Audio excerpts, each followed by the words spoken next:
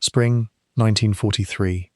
A gun tower of raw concrete stands above the trees of a park in the north of Berlin. It is one of the great flak towers, a fortress built to carry heavy anti-aircraft guns above the rooftops of the capital. On its upper platform, in these weeks, a small group of German engineers is doing something strange. They are not loading guns, they are rebuilding a machine that fell out of the sky. The machine is British. It was pulled from the wreck of a bomber, carried across occupied Europe in pieces, laid out on benches, studied, and reassembled with a German display screen wired into the front of it. Now the men gather around it and switch it on. A green line sweeps across the glass, and out of the darkness of that little screen, a shape resolves that none of them will forget. It is Berlin, their own city, seen from above, drawn in light by a British instrument they did not think could exist. The man responsible for making sense of that screen is General Wolfgang Martini, the head of signals for the German Air Force. He is a career specialist in radio and radar. He had championed German detection technology when others ignored it. He had built a chain of radar stations that ringed the coast of occupied Europe. He is, by training and by temperament, exactly the man who should be able to explain what he is looking at.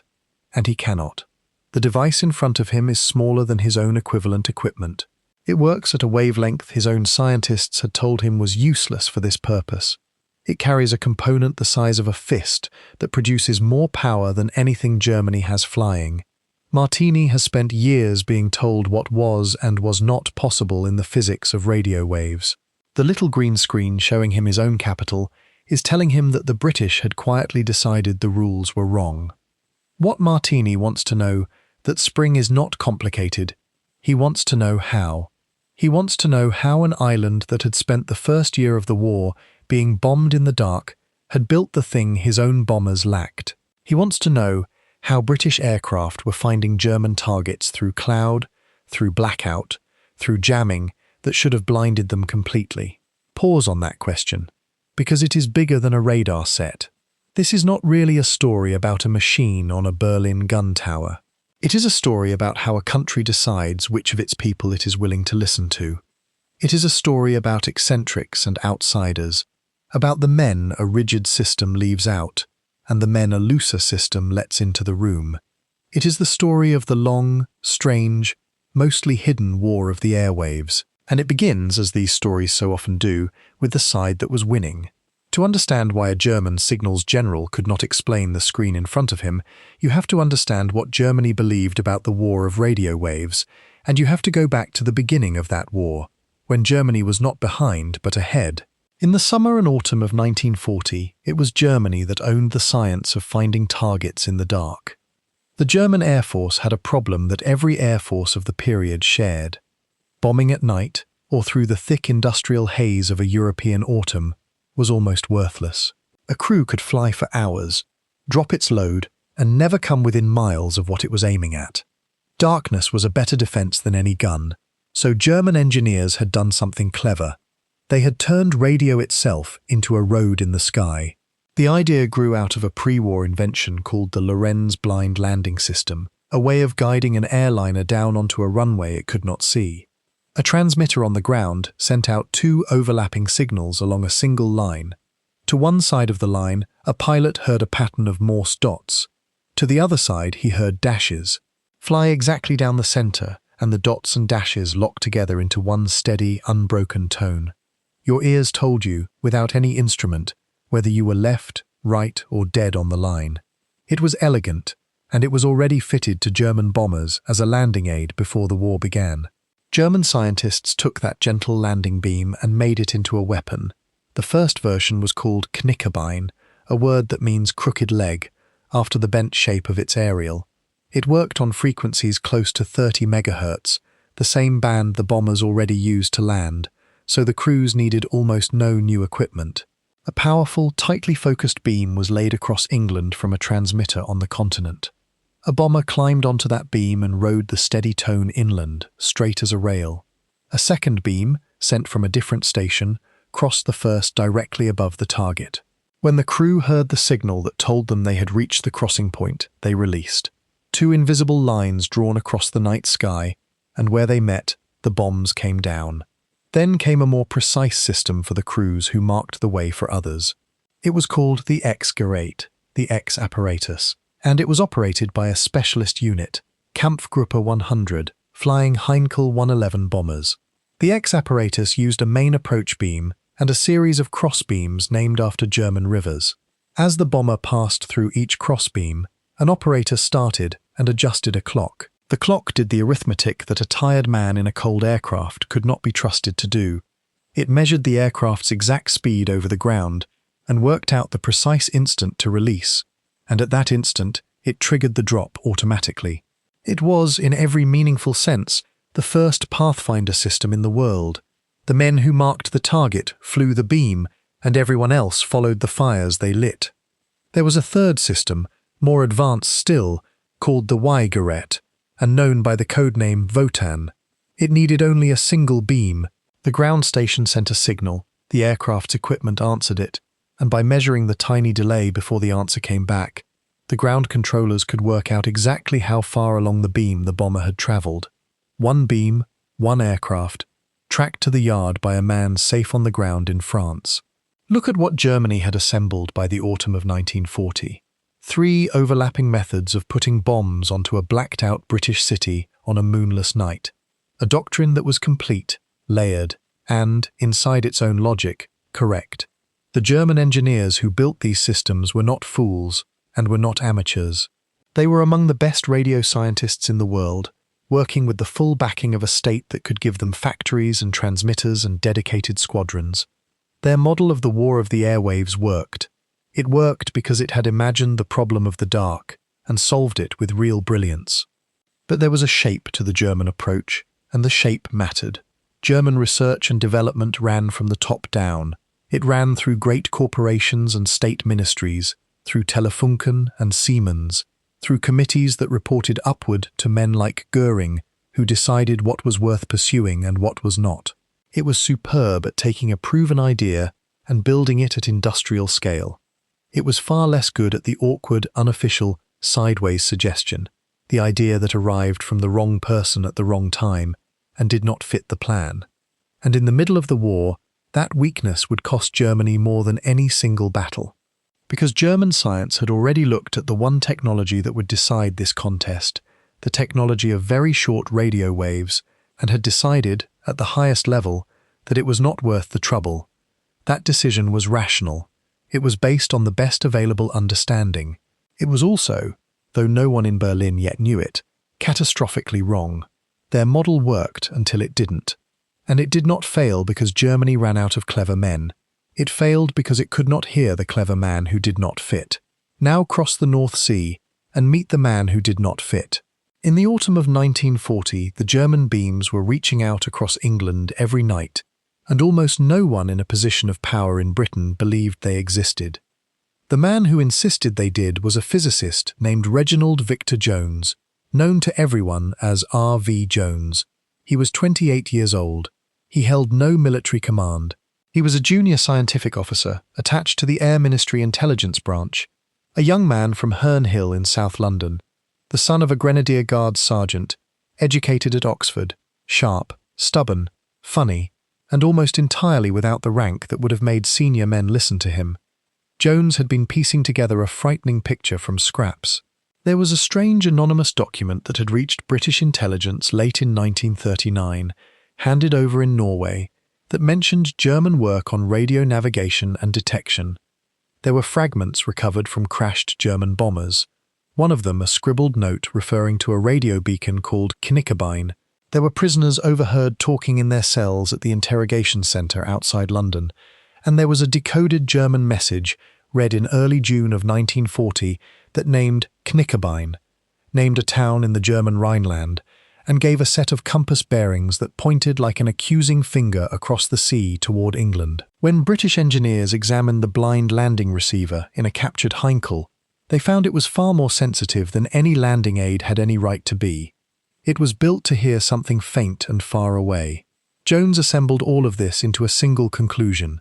Germany had laid navigation beams across Britain, and German bombers were riding them to their targets. And when he brought this conclusion to his seniors, the most powerful scientist in the country told him it was impossible. Frederick Lindemann, the Prime Minister's own scientific advisor, argued that radio waves at these high frequencies travelled in straight lines and could not bend around the curve of the Earth far enough to reach deep into England. The physics, Lindemann said, did not allow it. It was a serious objection from a serious man, and it could have buried the whole idea. Jones did not back down. He found the counter-argument in the work of a radio propagation expert who had shown that a signal of exactly this kind, sent from exactly that part of Germany, would in fact carry across England perfectly well. The senior view began to shift, and then, on the 21st of June 1940, this 28-year-old scientific officer received a summons that would have terrified most men twice his age. He was to attend a meeting at Downing Street with the Prime Minister, Winston Churchill, and the assembled chiefs of Britain's air defence. What happened in that room has come down to us in Jones's own account, and it is one of the great moments in the history of British science at war. Early in the meeting, Churchill asked him a narrow question. Jones, instead of answering it directly, asked whether he might tell the whole story from the beginning. There was a pause. Churchill agreed. And this young man, with no rank worth the name, stood in a room full of his superiors and spoke without interruption for something like 20 minutes, laying out the entire case, thread by thread, until the existence of the German beams was no longer a theory, but an argument no one in the room could knock down. Churchill was persuaded. He ordered a search. That very night an aircraft went up, an Avro Anson fitted with a sensitive American radio receiver, hunting for the signals Jones had predicted, on the frequencies Jones had predicted. And it found them. The beams were real. They were exactly where the young man said they would be. Churchill would later write that he regarded Jones from that point on as the man who broke the bloody beam. Read that again, because the moment matters more than it seems. A country at war took a junior scientist with no command, let him overrule the most eminent scientific figure in the government, and acted on his word within hours. That is not a small thing. That is a culture that had left a door open, a narrow door, for the unattached individual with an idea. Britain had a long and slightly comic tradition of that kind of person, the amateur naturalist, the country clergyman with a telescope, the tinkerer in the garden shed, who turned out to be right. In wartime, the Air Force even had a word for the type. They called him the boffin, the civilian scientist attached to the fighting, half at his desk and half in his workshop, tolerated, sometimes mocked, and occasionally decisive. Jones was a boffin, and the system, for all its stiffness, let him in. Once Britain accepted that the beams were real, it set about breaking them, and here the boffins came into their own. The countermeasures had deliberately soothing code names. The problem of the beams was called the headache. The cure was called the aspirin. A scientist named Robert Cockburn led much of the work, and the early solutions were gloriously improvised. To jam the German signals, British teams pressed into service electrical machines borrowed from hospitals, medical devices meant to cauterize tissue, because they threw out exactly the kind of radio noise that would smother a beam. They set up transmitters that added false Morse dots onto the German equi signal, so that a German crew flying perfectly down the center of their beam would suddenly hear the pattern that told them they had drifted off course. The crew would correct a mistake they had not made, and wander away from the target into the empty dark. A legend grew up, on both sides, that the British were bending the German beams, curving them so that bombers were led to drop their loads on open fields. It is a wonderful image, and it is not quite true. Jones himself was careful to say so. There was never time to build the delicate synchronized machinery that real beam bending would have required. What the British actually did was simpler and almost as effective. They confused the beams, they weakened them, and they filled them with false signals until the crews could no longer trust them. The result was the same. The deadly precision of the German system bled away, night by night. It did not work perfectly, and honesty requires that this be said plainly. On the night of the 14th of November 1940, the Pathfinders of Kampfgruppe 100 rode the X-apparatus to the city of Coventry, and the jamming failed. British scientists had set their equipment to counter the wrong tone. The German system used a modulation note that the defenders had mismeasured, and so the countermeasure sat on the wrong frequency and did nothing. Coventry burned. There is a dark myth attached to that night, a claim that Churchill knew from code-breaking that Coventry was the target and let it burn to protect the secret. Jones, who was closer to the truth than almost anyone, rejected that story flatly. The intelligence that night was fragmentary and pointed in several directions at once, and the men reading it did not know in time. Coventry was not a sacrifice. It was a defeat, an ordinary and terrible defeat, in a technical war that Britain was still learning to fight. But learn it Britain did, and this is where the story turns. Because it is one thing to spoil the enemy's aim over your own cities, it is another thing entirely to reach out across the whole of occupied Europe and put your own bombs onto a factory in the heart of Germany, in the dark, through cloud, while the enemy does everything in his power to blind you. That was the harder problem, and solving it fell to a scattered, informal, endlessly inventive community of British scientists whose home was a research establishment that kept having to move house. It was called the Telecommunications Research Establishment, known to everyone simply as TRE. It began the war on the East Coast, moved to Scotland when invasion threatened, moved again to the Dorset coast near Swanage, and then, after a daring British raid on a German radar station provoked fear of a German raid in reply, moved inland for safety to a school at Malvern in the English hills. It was led by a former secretary of a government science committee named Albert Percival Rowe, known as Jimmy Rowe, and Rowe ran it in a way that no German laboratory of the period would have recognized. Rowe held open meetings that became famous, gatherings so freewheeling that the scientists nicknamed them the Sunday Soviets. At these meetings, the ordinary rules of rank and courtesy were suspended. A junior scientist could contradict a senior officer. A serving pilot fresh from operations could tell a professor that his beautiful instrument was useless in a freezing cockpit at night. A cabinet minister might be in the room, and so might a sergeant. The only rule was that you had to be relevant, and you had to be right. Churchill caught the spirit of it in a single line. In war, he said, "You do not have to be polite, you just have to be right." That sentence could stand as the motto of the entire British effort in the War of the Airwaves. It is almost the exact opposite of how decisions were made in Berlin. The danger these scientists lived under was not imaginary, and one episode shows how seriously both sides took this hidden war. Early in 1942, British scientists were desperate to get their hands on a working example of the German Würzburg radar, the set that guided the enemy's guns and night fighters. So on the night of the 27th of February 1942, airborne troops, led by Major John Frost, dropped onto the French coast at Bruneval, fought their way to a German radar station on the cliffs, and stripped the vital parts out of a Würzburg, while a radio technician of the RAF, Flight Sergeant Charles Cox, worked in the dark under fire to remove what mattered. They carried the pieces down to the beach and were lifted off by the Royal Navy. R.V. Jones had been one of the voices pressing for the raid. It was a triumph, and it carried a consequence. It frightened the Germans into wondering whether the British might strike the coast again, and it frightened the British into realizing that the Germans might do the same to them.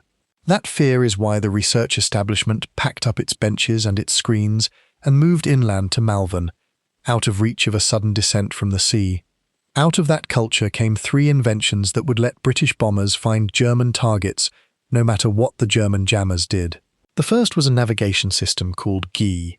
It was the idea of a TRE scientist named Robert Dippy, who had first sketched the concept years before the war as a way of guiding aircraft home. Y-Gerät did not use a beam that pointed at a target.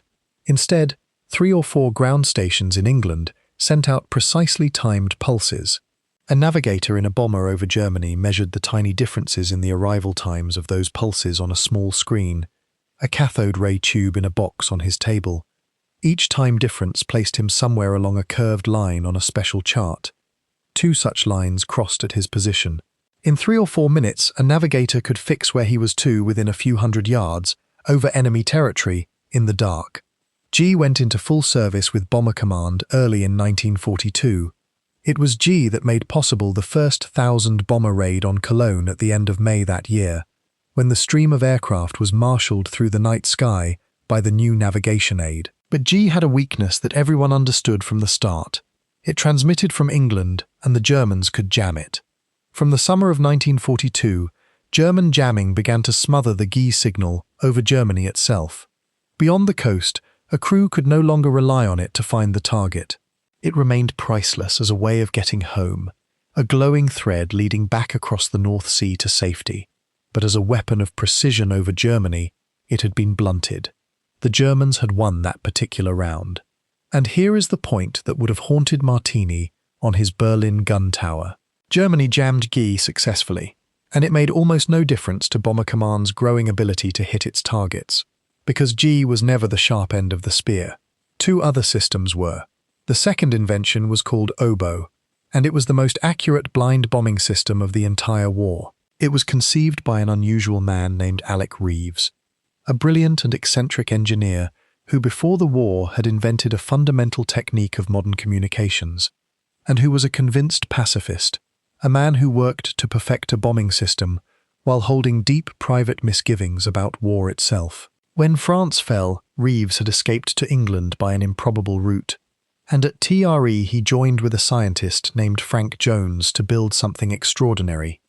Oboe used 2 ground stations in England, and it treated the aircraft not as a thing to be guided by a beam, but as a point to be tracked by radio ranging. One station, nicknamed the Cat, held the aircraft on a precise curved path that passed directly over the target, sending the pilot signals that told him to ease left or right to stay exactly on the arc. The second station, nicknamed the Mouse, measured how far the aircraft had travelled along that curve, and at the precise calculated instant, it sent the signal to release. The pilot did not need to see the target. He did not need to trust his own navigation. He simply flew the curve the Cat gave him and dropped when the Mouse told him to. The accuracy was astonishing. Under good conditions, the system could place a bomb within about 50 yards of its aim point, after a flight of well over 100 miles. Harvey Jones called it the most precise bombing system of the whole war. Oboe had one great limitation, which turned out to be a hidden strength. Only one aircraft could use a pair of ground stations at a time, and the run took several minutes. You could not fly a whole bomber force on Oboe, so the British used it the way the Germans had used their X apparatus, but better. They fitted Oboe to fast, high-flying Mosquito aircraft of the Pathfinder squadrons, and those Mosquitoes flew ahead of the main force and dropped coloured marker flares exactly on the target.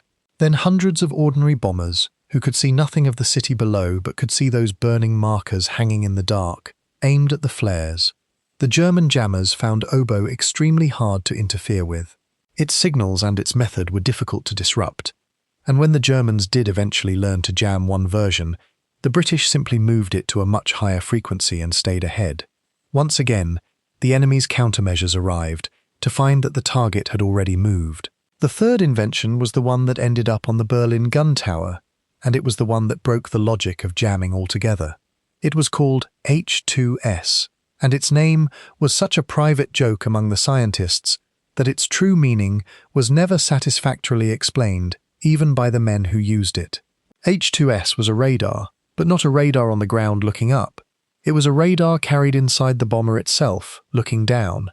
A spinning aerial in a blister under the aircraft sent radio pulses at the ground and read the echoes that came back. Water, open country, and the dense stone and steel of a city all reflected those pulses differently. So, on a small screen in front of the operator, a rough glowing map of the ground unrolled as the aircraft flew. Rivers and coastlines and the bright clutter of built-up areas, painted in echoes, visible through total cloud and total darkness. Think about what that meant. A system on the ground can be jammed because the enemy knows where it is and can drown it in noise, but H2S carried its own transmitter and its own receiver inside the aircraft. There was no ground signal to jam. The bomber made its own picture of the world and read it as it flew. A crew could find a German city with nothing but the machine humming in the fuselage and the map glowing on the screen. It was, in the deepest sense, unjammable by the methods Germany had spent the war perfecting. And H2S was only possible because of a single component, a device so important to this story that everything else turns on it. To make a radar small enough and sharp enough to fit inside an aircraft and draw a usable map, you needed to work at very short wavelengths, down around 10 centimeters, what the scientists called centimetric radar. And to make radar at those tiny wavelengths, you needed a source of real power at those wavelengths, which was exactly the thing every physicist in the world agreed you could not have. Short waves, everyone knew, meant feeble power. That was the settled understanding. That was the rule the German High Command had relied on when it decided centimetric radar was not worth chasing. In February of 1940, at the University of Birmingham, two young physicists broke that rule. Their names were John Randall and Harry Boot, and they were working under Professor Mark Oliphant. They built a small copper block, drilled through with a ring of cavities, and they made electrons whirl through it in a way that pumped enormous energy into very short waves. They called it the cavity magnetron. When they first measured its output, they could scarcely believe the reading. A device you could hold in the palm of one hand was pouring out hundreds of watts of power at a wavelength that the textbooks said should have given them almost nothing. Soon, with better engineering, it was producing thousands of watts, then tens of thousands. That is the number that mattered in this entire war. Not a date, not a squadron, not a bomb load. A fist-sized lump of copper that produced enormous power at 10 centimeters, when the entire scientific consensus, including the consensus in Germany, held that this was impossible. Everything downstream flowed from it. Centimetric radar to find submarines in the Atlantic, centimetric radar to aim guns, and centimetric radar in the shape of H-2S riding inside a bomber over Germany, drawing a map of a city that no jammer on the ground could erase. The British thought the magnetron so precious that when a small delegation led by the scientist Henry Tizard carried Britain's most closely guarded technical secrets to the United States in the autumn of 1940, seeking American industrial muscle to build what Britain could design, but not yet mass produce, the cavity magnetron was the crown jewel in the box they brought. American engineers who examined it were astonished that so much power could come from so small a thing. It has since been called one of the most valuable cargoes ever carried to American shores, and it helped set in motion the factories that would arm the alliance with radar for the rest of the war. Now, before the story moves to the night skies over Germany, there is a debt to acknowledge. The men who built these systems, and the men who flew into the dark trusting them, are the reason we can tell this story at all. If a name in this account belongs to your family, a grandfather in the bomber crews, a relative among the ground crews, or one of the quiet civilian scientists who never wore a uniform and never spoke of what they did, leave that name in the comments. These stories survive only as long as someone repeats them. To carry these inventions to the enemy, Bomber Command created a specialist force, in the same spirit that the Germans had once created Kampfgruppe 100. In the summer of 1942, it formed the Pathfinder Force, the elite crews who would go in first and mark the target for everyone else. Its commander was an Australian named Don Bennett, a superb navigator and a demanding, brilliant, sometimes difficult man who would become the youngest air officer of his rank in the service.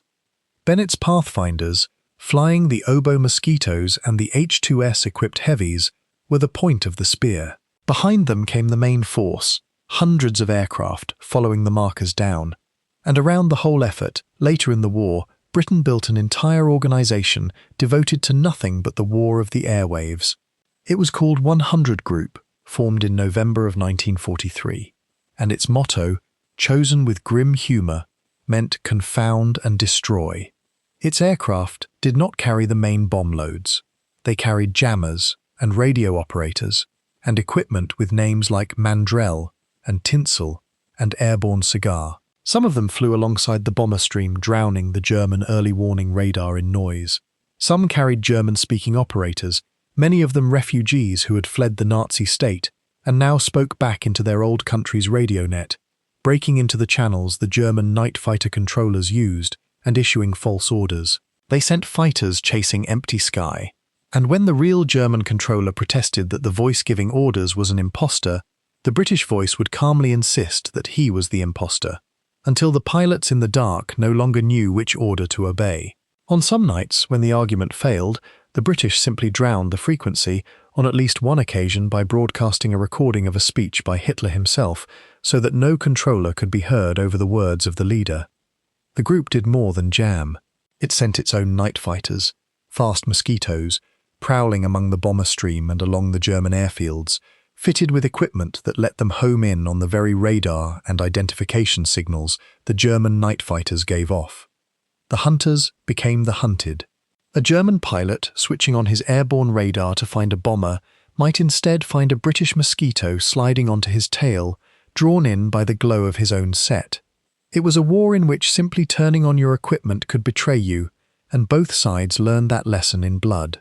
The Germans escalated, the British escalated, and the invisible battle in the ether grew more furious every month.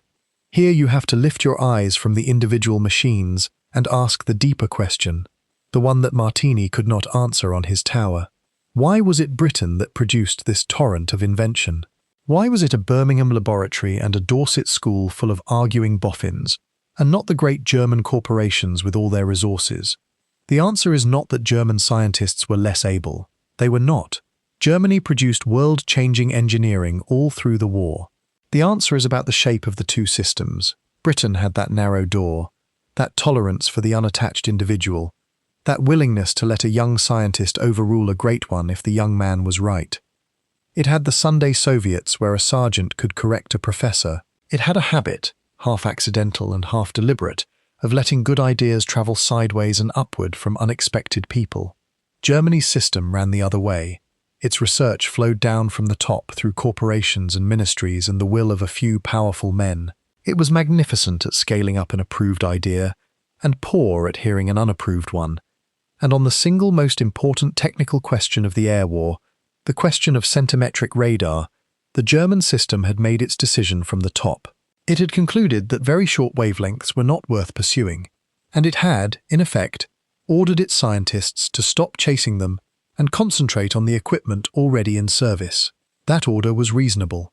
It was disciplined. It was exactly the kind of decision a well-organized hierarchy makes.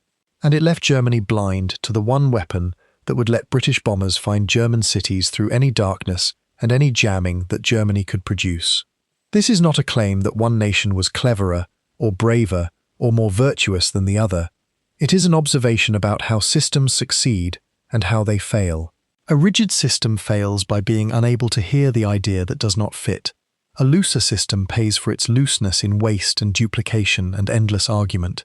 And then, once in a generation, that same looseness lets a Randall or a Boot or a young R.V. Jones change everything. Britain was lucky in the particular way its scientific culture was untidy. Germany was unlucky in the particular way its scientific culture was neat. Now to the Knights over Germany, where all of this stopped being theory. By the early spring of 1943, Bomber Command was ready to turn its new instruments on the industrial heart of Germany.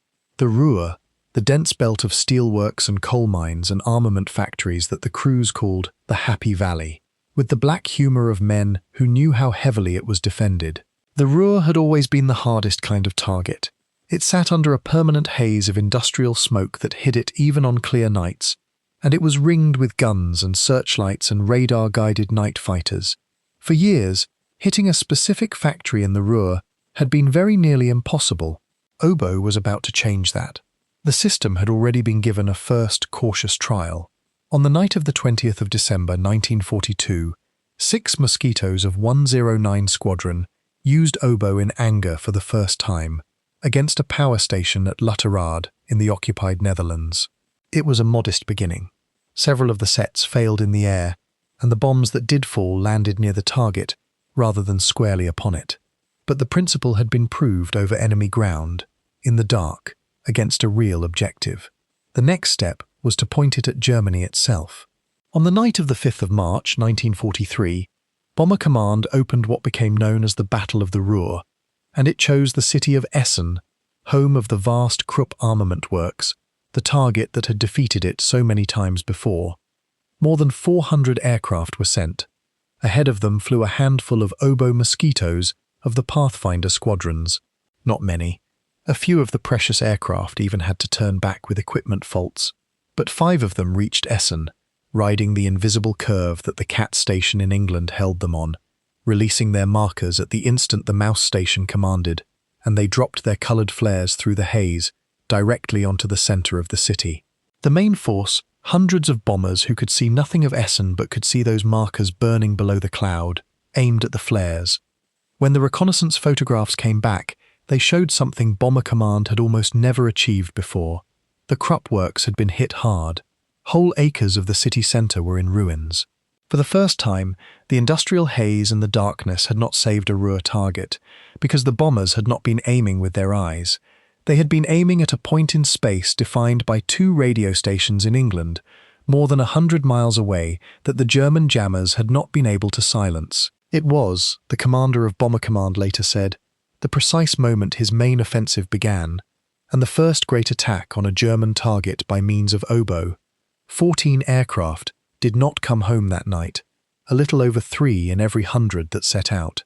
The Battle of the Ruhr had begun, and over the months that followed the pattern would repeat again and again, the Oboe mosquitoes marking, the main force following, the Happy Valley burning.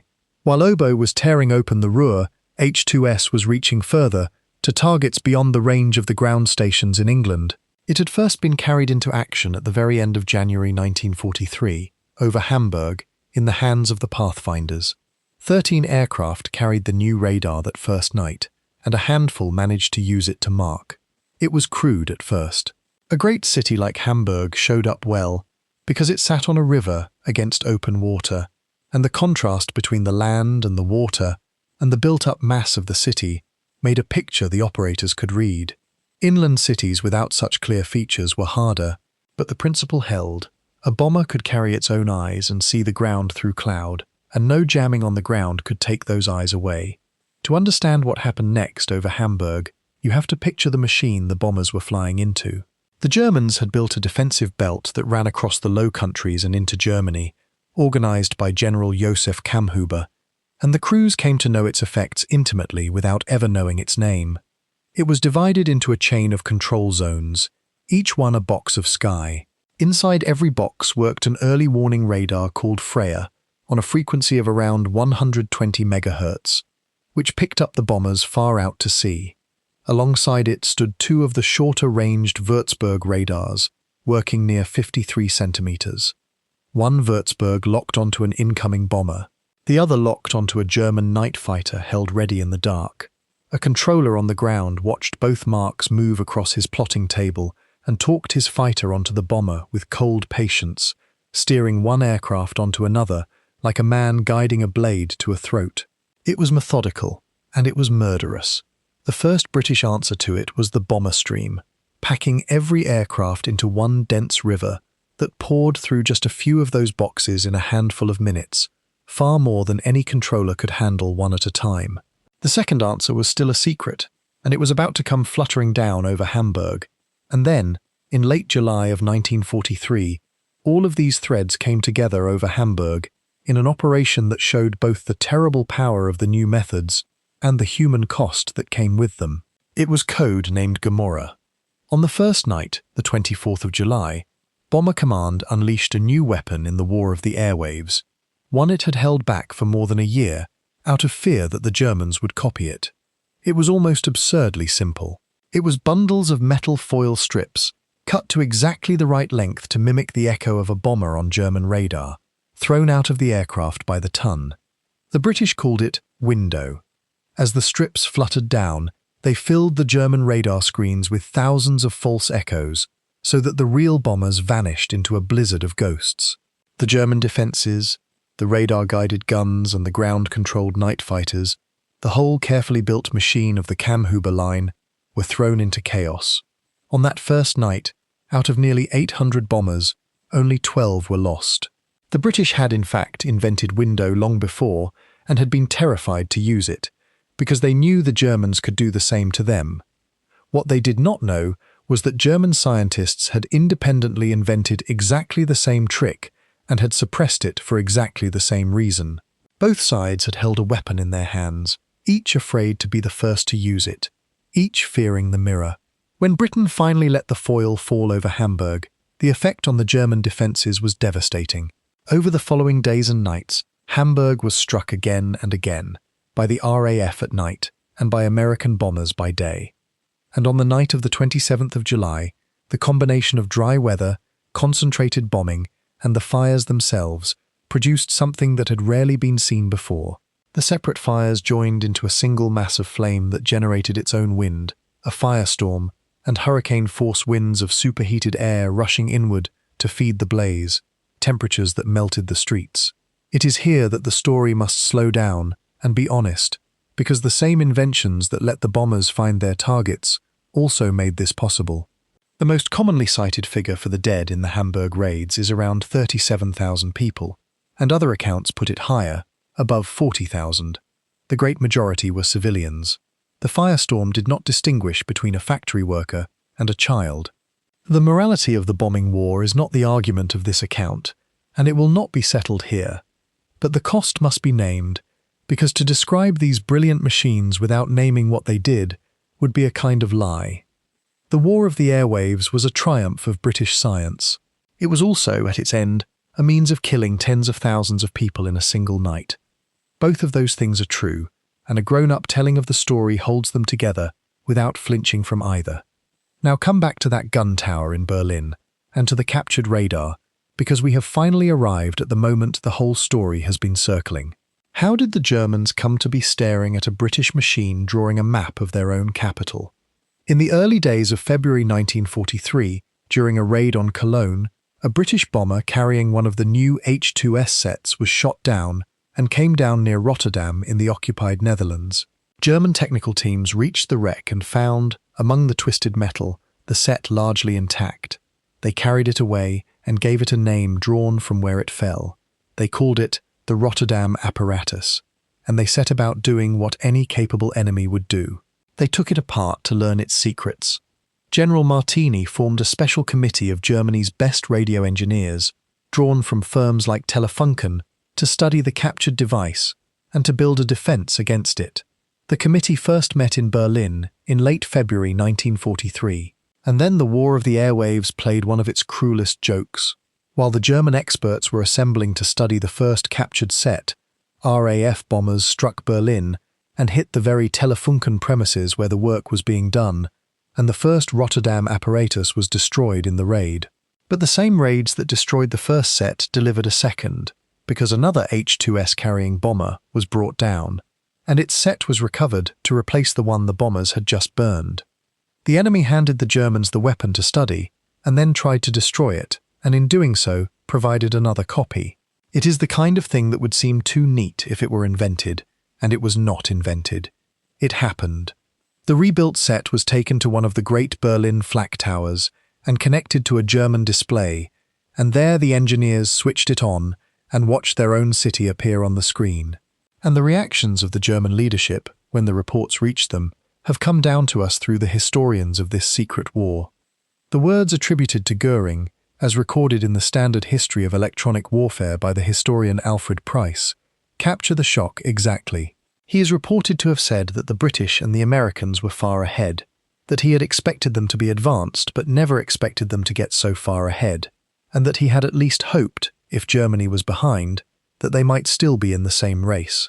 In a separate moment, during the window crisis over Hamburg that same summer, the frustration boiled over into open despair among the German commanders, one senior figure lamenting that the enemy was steadily soaring off the very branch on which German air defense was perched.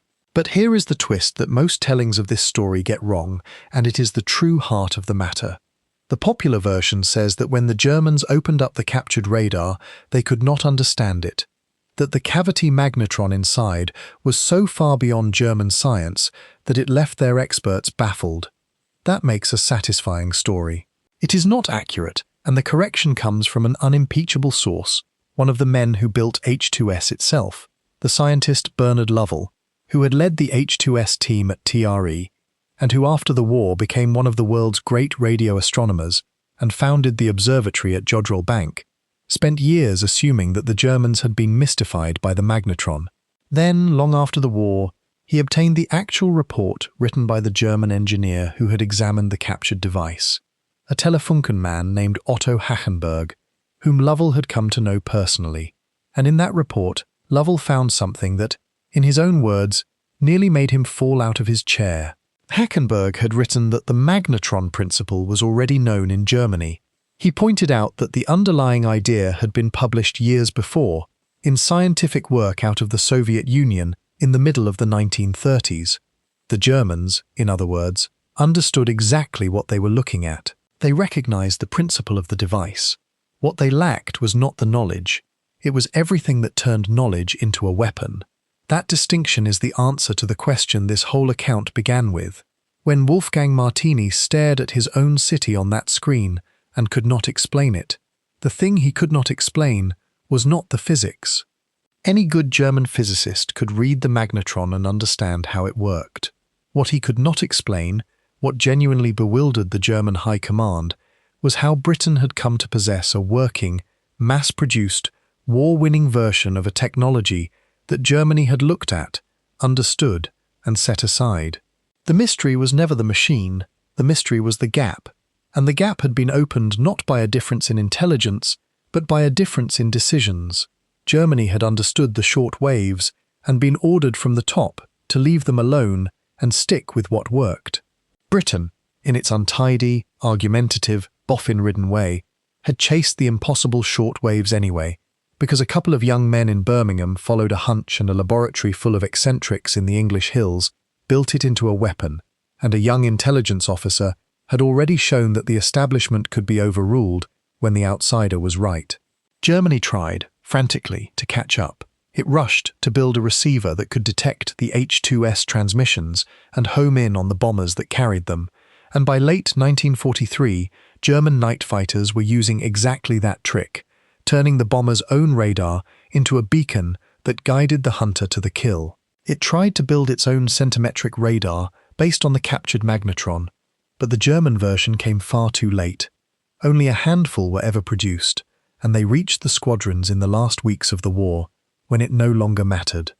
The head start that Randall and Boot had opened in a Birmingham laboratory in 1940 was never closed. So why could German jammers not explain how British bombers kept finding their targets? Now the answer can be given plainly. They could not jam Oboe because its method and its shifting frequencies stayed a step ahead of them, so the Ruhr burned under markers laid by aircraft the jammers could not touch. They could not jam H-2S at all, in the way they understood jamming, because it carried its own eyes inside the aircraft and made its own map of the ground, and there was no signal from England to drown. Germany jammed G, and it changed nothing, because G was never the weapon that mattered. And when Germany finally captured the machine that mattered and took it apart, its engineers understood the device perfectly and still could not explain the only thing that counted, which was how they had fallen so far behind on a technology they had held in their own hands and let go. The verdict of this story is not that German engineers were inferior. They were not. The radar chain they built ringed a continent. The beams they laid across England in 1940 were a genuine marvel, and for a while they gave Germany a command of the night that Britain could only envy. The men who manned the German defences were skilled and brave, and they inflicted appalling losses on the bomber crews right to the end. The verdict is structural. It is about a system that could not hear the sideways idea, set against a system that, for all its faults, left a door open for the man who did not fit. And the cost of it all was carried by the young. Of the men who served in RAF Bomber Command through the war, the ones who flew night after night into the guns and the searchlights and the fighters that the War of the Airwaves was fought to defeat, 55,573 did not come home. That is close to 1 in every 2 who flew. It is one of the most terrible loss rates of any force in the entire war. For decades their sacrifice went without a national memorial, until at last, in June of 2012, a memorial to them was unveiled in Green Park in London, so that the number would have a place to be read and remembered. Behind those crews stood the quiet men who never flew, whose names deserve to be spoken alongside the pilots. Reginald Victor Jones, the 28-year-old scientific officer who deduced the beams and was believed, and who lived a long life and became a professor, and who said that the men lost weighed on him always. John Randall and Harry Boot, who built a fist of copper in Birmingham that changed the war. Alec Reeves, the pacifist engineer who built the most accurate bombing system of the conflict, while wrestling with his own conscience. Robert Dippy, who gave the crews a thread to find their way home. Bernard Lovell, who put eyes inside the bombers and then spent his peacetime turning the same science toward the stars. Jimmy Rowe, who ran a laboratory where a sergeant could tell a professor he was wrong. And the German engineer Otto Hachenberg, who examined the captured machine, recognized it for what it was, and wrote down the honest truth that his own side had understood the secret and simply failed to use it. These men, on both sides, were not myths. Everything in this account is drawn from the record they left behind, from the memoirs and the reports and the official histories. And where the record is uncertain, or where a famous quote cannot be fully confirmed, it has been marked as such rather than dressed up as fact. The beams were real. The instruments of this story were real copper cavities and real foil strips and real green screens glowing in the dark. The men baffled on the Berlin Tower were real, and so were the boys who did not come back. If you want the next chapter of this hidden war, the war that was fought not with tanks and battleships but with radio waves and clever minds and the courage to trust an outsider, then follow along, because there are more of these stories, more inventors who were told no and turned out to be right, more quiet laboratories that changed the course of the fighting, more names that should not be allowed to fade. The little green screen on the Berlin gun tower showed a general his own city and could not tell him the one thing he most wanted to know. This account has tried to tell it. The reason British bombers kept finding their targets was not a machine. It was a country that, at the decisive moment, listened to the man in the back room. Their names are how the memory survives.